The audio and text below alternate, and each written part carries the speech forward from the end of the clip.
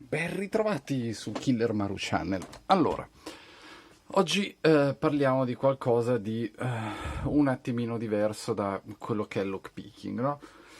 A tutti gli effetti, a che cosa serve il lockpicking se non per capire come difenderci meglio, come proteggere al meglio le nostre case e ovviamente le nostre cose. Ecco, lockpicking fondamentalmente è lo studio, sì, sulla manipolazione della serratura, può essere divertente, ma bisogna anche metterlo in pratica per qualcosa di intelligente.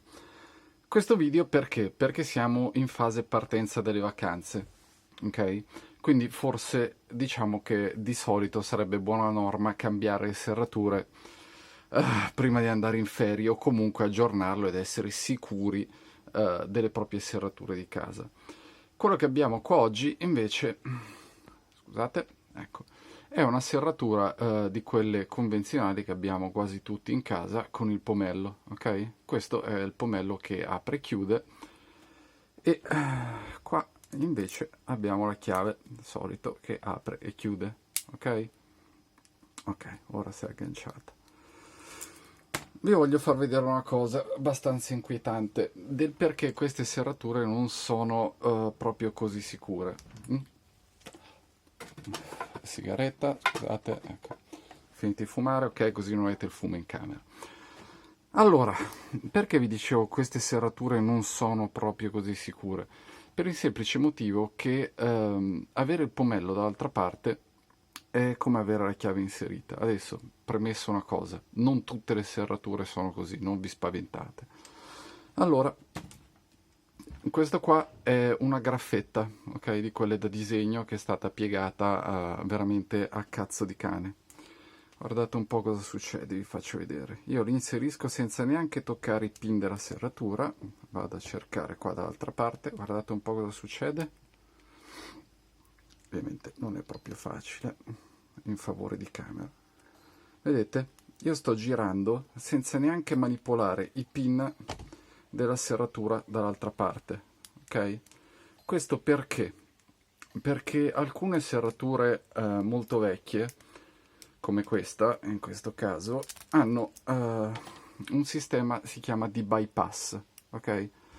Ora è smontata, chiariamoci, nel mezzo va questo pezzo qua, che è quello che fa girare o dalla parte della serratura o dalla parte del notolino.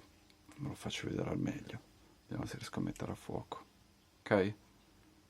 Vedete? Questo può essere girato sia dalla parte della chiave, ovvero io quando inserisco la chiave, questo lo posso far girare, ecco fatto, l'ha agganciato, ok? Oppure lo posso agganciare dalla parte del notolino, cioè dall'altra parte. Mm? Questo sistema di bypass era stato pensato perché molte serrature come questo venivano utilizzate anche per lo più in alberghi o comunque dopo hanno trovato diffusione anche nelle case. Chiaramente non è proprio facile agganciarlo, adesso poi questo non è neanche lo strumento giusto, chiariamoci.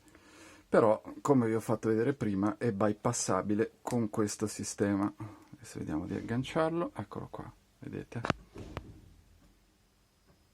Entra praticamente, vediamo se riesco a mettere a fuoco, in questa scalanatura e questo permette di girare, come vedete, il notolino. Ora andiamo a smontare la serratura così potete capire un attimino al meglio come funziona. Mm? Un attimo solo la smontiamo. Ok, abbiamo tirato via i due segher, quindi sfiliamo questo che è il notolino, sfiliamo questo che è lo scrocco, quello interno che permette il bypass, ok? Allora, vediamo se riusciamo a mettere a fuoco. Vedete che al suo interno ha questa scalanatura, quindi che cosa succede? Inserendo l'uncino, vedete, io posso prendere e girare tranquillamente dall'altra parte, senza neanche manipolare la serratura o toccare i pin. Mm? Allora, andiamo a prendere anche questo, smontiamo. Questa qua è una serratura ultra convenzionale. Andiamo a prendere un attimo il follower. E voilà. Andiamo a smontare tutto quanto, i pin. 1, 2, 3, 4, 4, 5, vabbè, tanto poco ci importa.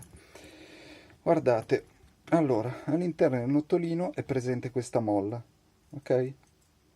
Questa molla è schiacciata da questo che è il sistema di bypass.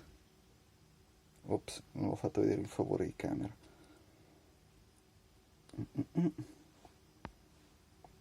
Ok, adesso riesco a mettere a fuoco. Quindi, che cosa succede? Io inserendo questo è chiaro che vado a girare anche il notolino. Questo come funziona? Attraverso il cilindro, che è dalla parte contrapposta, cioè di qua, a me non fregherà niente di tutti i pin, ma vado a prendere e girare dall'altra parte. Perché? Perché questo ha lo spazio fuori dal cilindro per prendere e girare il notolino. Ok? Allora, proviamo a smontare un attimino tutto, tanto poco ci importa, poi la rimonterò con calma. Qua le molle manco escono, che è una serratura molto vecchia tra l'altro. Tiriamo via tutte le molle. Allora, andiamo a farvi un esempio. Mettiamo notolino, dov'è che è l'altro pezzo? Eccolo qua. 1, 2. Anzi, facciamo così. La rimonto senza i pin, perché come avete capito in questo caso non serve, vi rifaccio vedere il meccanismo. L'abbiamo rimontata senza pin. Allora, giriamo la chiave, ovviamente io giro il notolino. Adesso non ci sono i pin, quindi è anche abbastanza semplice. Allora, inserisco il ferro, vado a schiacciare dall'altra parte, guardate un po', voilà. Vedete dove va a incastrarsi? Ok? Come vi dicevo prima, però, non vi spaventate, non tutte le serrature hanno questo sistema di bypass, anzi, quelle moderne proprio non lo prevedono, ok? Detto questo, questo video è vero, può avere anche il rovescio della medaglia, però diciamo che se avete visto questo video, lo sapete, potete anche un attimino prevedere la cosa e a questo punto cambiare le serrature. Quindi, che altro dire di più? Prima di andare via per le vacanze, provate a dare un occhio alle serrature delle vostre porte.